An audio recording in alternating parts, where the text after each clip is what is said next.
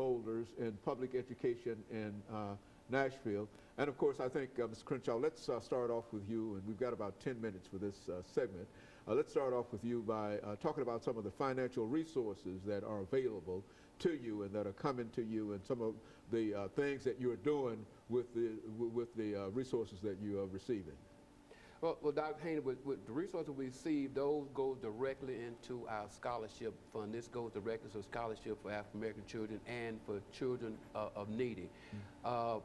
We've solicited a number of companies and corporations that make donations to us, and so therefore we feel like that to help children, and specifically for those children that are going into education, in the field of education, to replace teachers. You know that teaching is a rewarding field, but we don't have that many people going. So what we try to do is give scholarships to those kids that are interested in education to help facilitate their opportunities to come into education.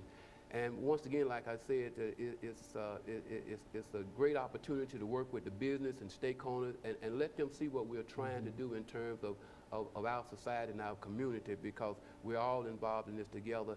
And it's an opportunity also for me to get out and meet people in the business and business to see what is actually going on, and to assure them that we're doing the best we can to further our children in education.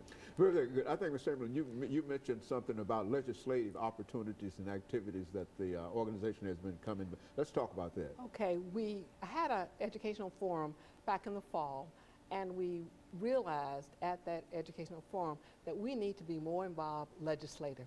The legislators are making laws that affect schools and affect education. So as a result of that, we've added a committee, a legislative committee, of which I serve as chair, so that we can look at the laws that are affecting education, the quality of education, the kinds of services that children receive, and what they need. And as a result of that, we are going to be more active. We've asked our membership to check in with the legislators, let them know that they're interested in finding out about the educational issues that are on the books for this next term. We plan to meet with many of them to talk about that. One of the state representatives was with us at the educational forum, who suggested and kind of opened our eyes to what's going on legislative. When you're practicing and when you're working so hard in education, you don't sit down to say, I'm going to write my legislator to talk about this issue. You're so deep and you're so involved in it that you don't do that. And so as an organization, we want to be an advocate for teachers, parents, and students, and so that legislators know what educators, what people who are involved in education think is best. What are best practices? What should we be doing for our students? What kinds of things should we be involved with?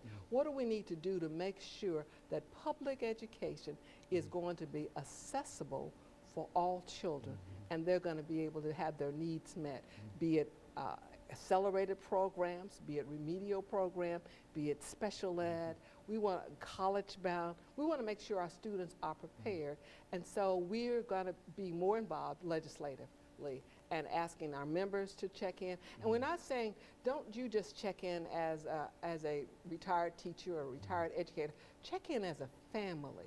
That way your household is, we're going to talk to legislators, our household is concerned about the educational issues that we want you to make sure that you think about this. What impact does this have on the children? Teacher evaluation tied to student achievement. They've got a bill on they're looking at what percentage should that be part of their evaluation in order to continue to be teachers. It's tough these days to be a teacher, and everybody has been to school. And so because they have been to school, they know school, and they know what's best for school.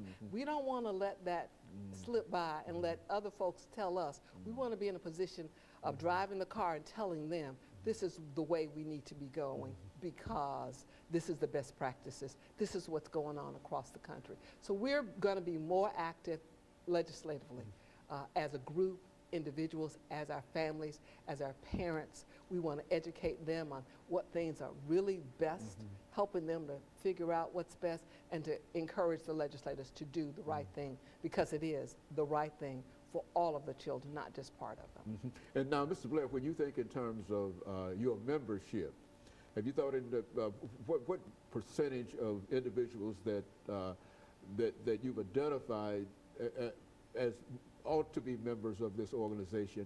What percentage of those individuals are actually involved in what you're doing? Well, Dr. Haney, our membership, we actually try to reach beyond Nashville. As I say, I'm from Franklin, so we try to look into the Middle Tennessee counties, and we're trying to expand our membership and reach out to more people. Our members pay dues. We encourage our members to be very active. We have several committees, as Ms. Chamberlain referred to. She's, of the legislative committee. So that's one of the goals is to always increase your membership, and that's where some of our funds come from through our dues. But we're aligned with several different committees, and we're not an organization that just kind of sits back. We are very active, and we each have a different role to play, and we assign those roles by what our strengths are, and we try to approach it from that area. So someone is very active in legislative, then we put them on that. We've got people who do media and PR. We've got people who do a number of different things. So we're trying to attract, whether it's retired teachers, whether it's students, board members. We go to different conferences to learn about how education is going. We also try to be a grassroots organization as well. We want to understand what's actually going on in the classrooms and what's going on in our schools, and so that way we can know exactly what's happening and not just hear about it. And so in a real sense, Ms. Crenshaw, whatever your situation might be, there's a place in this organization for you, and you would encourage folks to come out and to join you and helping to push forward an education agenda for Greater Nashville, I think as you call it. Yes, as Mr. Blair stated, he's from Franklin, and I'm from Sumner County. But one of the things we would like to encourage you to do is whether you're in business, you're a parent, it doesn't matter, because we're looking for ideas, and as stakeholders, we're all involved in this. And so what we would like to do is regardless of what your background is, there's old saying that many hands make for light work. And so what we're looking for is to partner with those that want to better education and come up with those ideas and strategies. Once again, as Ms. Chamberlain stated, in terms of getting involved, there is a House Bill 0190 is one of those about school vouchers and school choice. And we wanted to educate the people about those bills and how it will affect public education by taking public money and sending it to private schools. So those are some issues that we like to talk about. We also are in the business of helping parents fill out financial aid form FICAs and those things there, because it is somewhat scary to some parents. And we put on this educational forum, as Mr. Blair was in charge of the educational forum, and an opportunity to bring parents in and see what's going on, to ask questions. And I must say that we did have we had school board members, we also had legislators also. So it's something we want the whole community involved in, just not teachers, but all of us. Very good, Ms. Chamberlain. 30 seconds. Greater Nashville Alliance of Black School Educators is a treasure, and it's something that's available to the community. We want to invite the community to be involved with us. Go to our website, Greater Nashville Alliance Black School Educators.org, and look us up. You can find out all of the things that are going on with the organization. We welcome parents, students, and other educators, as well as the community, to be involved with our organization to put forth encouragement and best practices for education. Very good. And of course, let me thank the three of you for coming by and giving us that excellent information. And let me encourage our audience to tune in again next week for another informative edition of Comments. Thank you and good morning.